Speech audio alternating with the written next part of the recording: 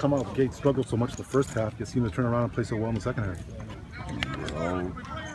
I guess if I knew the answer to that, we would not struggle in the first half. I think the guys get a little more relaxed because we don't change a lot at halftime. So we just try to do what we're doing and do it better. And we just, for some reason, we got to figure out how to start that way. We started the game, pretty good against Kentucky. And it's like maybe we let up a little bit mentally, and it cost us because they, scored 24 points after that, but after the first turnover. So we just got to figure a way to come out fast and continue throughout the game. Well, you guys got a pretty big challenge this week against Georgia. Certainly, Chubb is regarded as one of the top running backs in the country, if not the best. And you know what Georgia's going to do. They're on I formation, going to come right at you. So how much is this challenge different from what you guys played the first two games?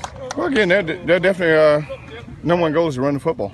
Georgia's always been that way, and that's what we expect.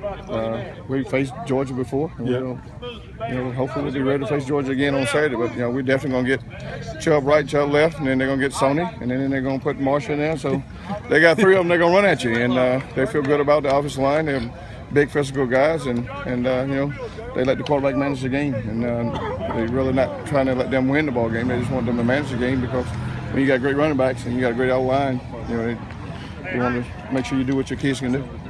Well, what's going on with Chaz Elder? This is a starting cornerback, but it seems to me he's been now kind of buried on the depth chart in just 2 weeks. I think, Chaz will play his ball game, whether he's starting or not. That's up to Coach Brown and Coach Hope. But, you got to practice well if you're going to play. And so that's one of the things that's required of all the guys on defense. And so Chaz understands that. Are your halftime? Does it look like Lamont will be able to play? No, I don't think he'll play his game. I think he's day-to-day, week-to-week, but he definitely probably won't play his game because he hasn't practiced yet. Are your halftimes more fire and brimstone or more teaching? Well, again, we want to make sure we get better at what we're doing, and we missed some plays for some reason or another in the first half that we don't miss the second half. So do y'all go? But when y'all go in at halftime, are y'all drawing it up on the board, or are y'all just screaming at folks and try and say play harder?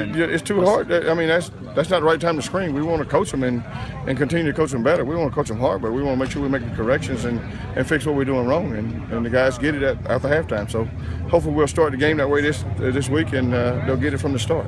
You looked like you had trouble stopping the run with 8 in the box in the first half, and then did fine with 7 in the box the second half. Is there any rhyme or reason for that? Well, I think anytime you got to stop the run, you got to make sure you got all 11 guys doing what they're supposed to do to fit the run, and we wasn't fitting the run right, and we just made a simple adjustment of up front to what they was doing, and it helped us.